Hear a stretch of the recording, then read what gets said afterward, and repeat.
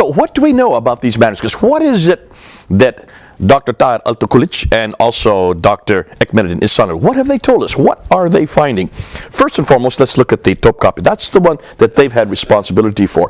Looking at the top copy, it is 99% complete.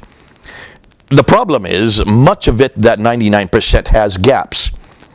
It has either been soiled, it has deteriorated over the centuries, and as a result, there are many, many gaps. So that of the 99% that is there, only 78% can be read. And therefore, it's not complete. What's more, it has 2,270 manuscript variants within that 78% that we can read. 2,270 variants. That means consonantal variants. We're not talking about diacritical marks, the dots above and below the lines. We're not talking about the vowelization, the dhamma, the kasar, or the fatha. We're not even talking about the dagar aleph. We're talking about manuscript variants. And what they're also telling us, and this is probably the most important thing, is that this manuscript is not from the 7th century at all. It is not Uthmanic. It is from the 8th century, the mid-8th century, about the time when the Abbasids start to come into power. So it's a much later manuscript. In fact, it's about 100 years after the time of Uthman. So that's not from the 7th century. It's not from Uthman, and it is not complete. And what's more, it does not correspond with the 1924 manuscript that we have today. Strike one. What about the Samarkand manuscript? The Samarkand manuscript that's housed in Tashkent, in Uzbekistan, they claim that this manuscript is an embarrassment. It only goes up to Surah 43. Much of the Quran is missing in it. And even the material that is there, up to Surah 43, is full of errors. It has scribal errors. It has grammatical mistakes. It looks like whoever wrote it, and it could be a compilation of a number of people, did not know very good Arabic. And that's why it's an embarrassment. It's not complete, and it does not correspond completely with the Quran that we have today. What's more, it's also from the 8th century, the first half of the 8th century. The Husseini manuscript in Cairo. Now, both the Turkish scholars and also Dr. François Doroche claim that this is a much later manuscript, possibly the mid to late 8th century or the 9th century. It's a monumental text. It's huge.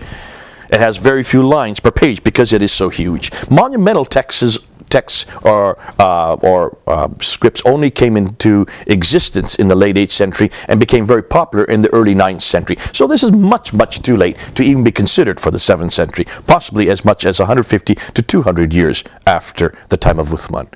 It is not complete, and it also has consonantal variants. The 2165 manuscript that we have here in London at the British Library, we've known about it for quite a while. We know that it's dated to the late 8th century, about 790. It also only goes up to Surah 43, much like the Samarkand. It has manuscript variants as well, but it's much too late to even be considered Uthmanic, and certainly not from the 7th century. The Petropolitanist manuscript, Dr. François Doroche has done the study on that. And the Petropolitanist manuscript, which is in the Bibliothèque Nationale in Paris, is very clear that this is a very small portion of the Quran. In fact, it only contains 26% of the Quran. So it's much too small to even really be considered as a comparable codex. It also is from the early 8th century, but not the 7th century, the early 8th century. And then lastly, and probably the most significant one, is the Sana manuscript. The Sana manuscript, which was discovered in 1975. The Germans were flown down in 1981 to look at it. Dr. Gerhard Prinn, Dr. von Bothmer, Dr. Oleg. They were the three that were given the responsibility to film it, to put it into microfilms. Their microfilms were confiscated, were not released to them until 1997. I went to visit them in just before 2000. I went to visit Gerhard Prinn in Germany, and he showed me the facsimile of his own films.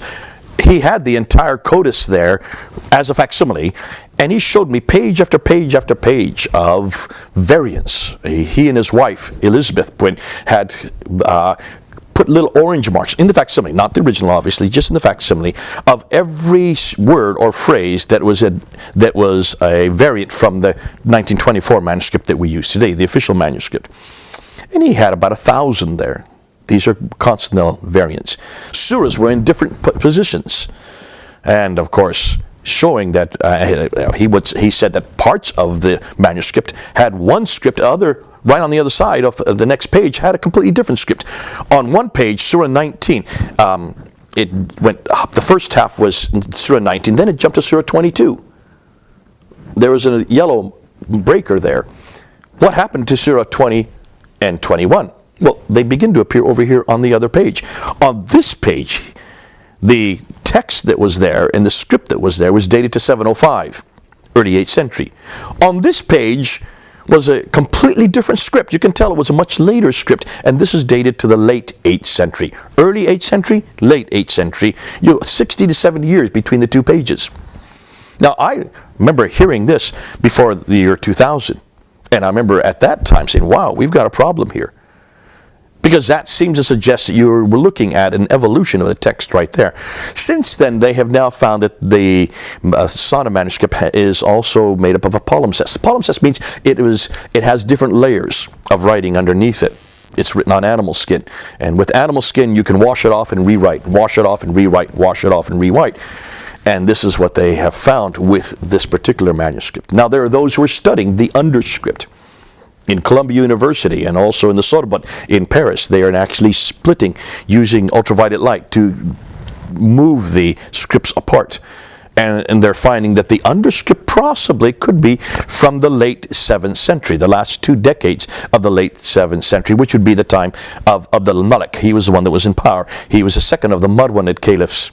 Came to power in 685 and ruled till 705. So it was during his reign that the underscript was written. Now, there's an awful lot of controversy as to whether or not they agree or disagree. I think it's pretty well acknowledged now that the two scripts, the over and the upper lower scripts, do not agree.